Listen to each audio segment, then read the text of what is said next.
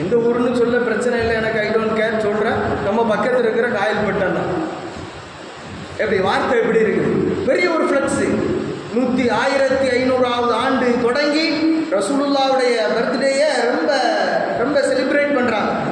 அதுக்கு எப்படி வார்த்தை? அதுக்கு 1000 லைலத்துல் கத்ருடைய இரவை விட மீலாது உயர்ந்தது, மீலாது உன்னதமானது என்று வார்த்தை பிரயோகங்கள் இந்த சமூகத்தில் பட்டவர்த்தனமாக ஃப்ளக்ஸில் மக்களுக்கு மத்தியிலே இருக்கிறது என்றால்,